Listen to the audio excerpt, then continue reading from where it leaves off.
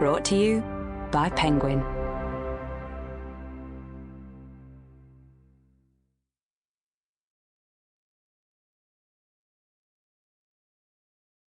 Latitude, The Astonishing Adventure That Shaped the World, by Nicholas Crane. Read by Roy Mcmillan. Only after 24 hours did they see daylight again. But their canoe smashed to pieces in the rapids. They dragged themselves from boulder to boulder for an entire league. Finally, they emerged into an immense open plain bordered by inaccessible mountains. Here, the land had been cultivated as much for beauty as from necessity, for everywhere the useful was joined to the agreeable. Voltaire, Candide or Optimism, 1759. Chapter 1. The tide was turning. Soon the moon would pull the sea down the Black River. From the darkness came the gargle of water on wet mud and the eerie calls of unseen birds. On the west bank, the roofs and towers of Rochefort fused with the inky sky. A muffled clunk carried through the damp air. Boatmen were taking to their oars. The waiting was almost over.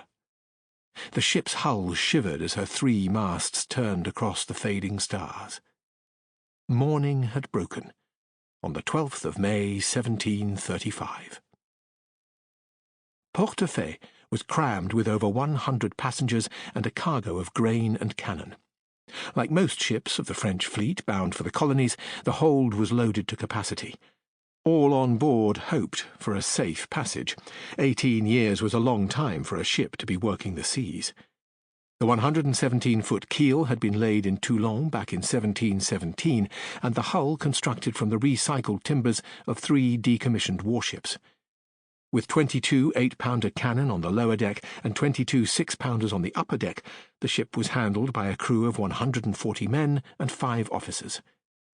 They were commanded by Lieutenant Guillaume de Mecha. The last month had been frustrating. Included on the ship's manifest was the geodesic mission to the equator, an unruly gaggle of universitaires, assistants and servants that had washed up on the Charente from all corners of France with an unimaginable quantity of baggage, scientific instruments, and letters of authority from the king. They had more than 20 trunks of books. One of them had brought a dog.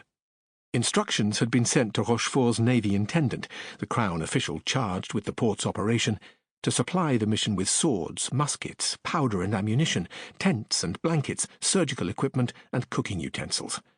More than 60 crates and trunks had accumulated on Rochefort's stone quay, together with an unpackable assortment of paraphernalia. The weight and bulk were too much for the ship. The mudbanks of the Charente and the shoals of the bay were notorious for snagging overloaded vessels. Confronted with the mission's excessive baggage, Lieutenant Mecha had been obliged to unload from the hold 140 barrels of grain. It had taken 2 days to rearrange the cargoes. This was achieved in the presence of Professor Bouguer, who, besides being a hydrographer and astronomer, happened to be France's leading expert on weight distribution in ships. Mecha gave the order to weigh anchor and to warp the ship downriver on the ebb tide. By 10 a.m. they were moving along the sea reach of the Charente towards the fort at the entrance to the estuary. Portefaix eased past the embrasures of Ile Madame into the open water of the bay. Then the wind died. Eyes turned to limp sails. As the anchor chain rattled to the holding ground off Ile d'Aix, some of those on board wondered whether the false start was a bad omen. Hours dragged into night. For 4 days Portefaix rode at anchor. Then the wind returned, and the sails were raised. Beneath taut arcs of canvas, crew and passengers watched the low shore of Ile d'Oléron slide by the port rail until they were safely past the northern tip of the island and the cautionary finger of Colbert's lighthouse. Jean-Baptiste Colbert, Le Grand Colbert, builder of lighthouses, roads, canals, and of France, had laid the foundation stone of the French Academy of Sciences, the first learned society in France devoted. Sample complete. Ready to continue?